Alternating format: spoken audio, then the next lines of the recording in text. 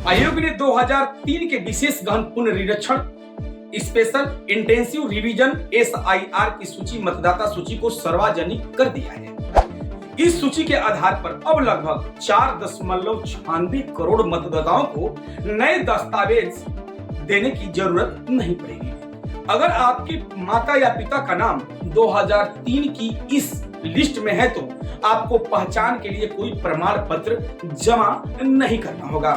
आयोग का कहना है कि इस मतदाता की पहचान की प्रक्रिया तेज होगी, दस्तावेजों की बोझ घटेगा और BLO को जमीनी काम करने में आसानी होगी। आप खुद आयोग की वेबसाइट पर जाकर अपना नाम देख सकते हैं और गणन फार्म भर सकते हैं, लेकिन ये सिर्फ तकनीकी सुधार या इसके सामाजिक असर भी है।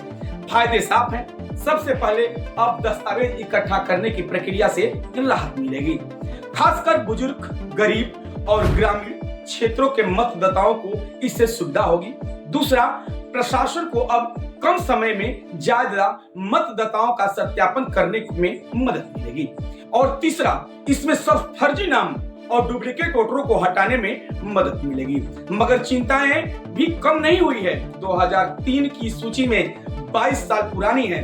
उस समय जिन परिवारों के नाम सूची में नहीं थी, जैसे नवनिर्मित बस्तियों के लोग, भूमिहीन समुदाय, आदिवासी, मुसहर या अन्य वंचित वर्ग, उनके लिए आज भी अपना पहचान सिद्ध करना चुनौती बन रहेगा।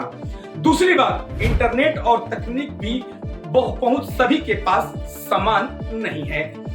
आयोग की तो सूची में वेबसाइट पर डाल दी है, लेकिन क्या हर मतदाता उसे देख सकता है? क्या हर BLO के पास सही ट्रेनिंग और संसाधन है कि वो इस डेटा को सही तरीके से इस्तेमाल कर सकें? तीसरी बात, चुनाव से कुछ महीने पहले ऐसी नीति लागू करना राजनीतिक दृष्टि से भी सवाल खड़े करता है। भले ही इसका इरादा प्रशासकीय हो, पर इसका असर कुछ वर्गों को हाशिए पर डाल सकता है। प्रशांत किशोर ने इस विषय पर कोई सीधा बयान नहीं दिया है, लेकिन उन्होंने पहले कई बार यह कहा है कि बिहार में सिर्फ चुनाव करवा देना लोकतंत्र नहीं है।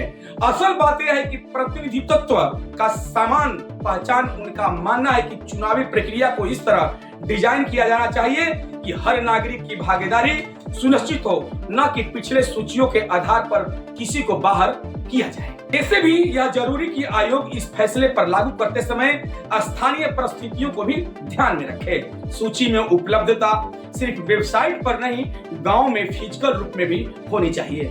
BLO को साफ दिशा निर्देश और संसाधन मिलनी चाहिए, ताकि वो केवल पुराने नामों पर नहीं, हर योग्य नागरिक पर ध्यान दे सके।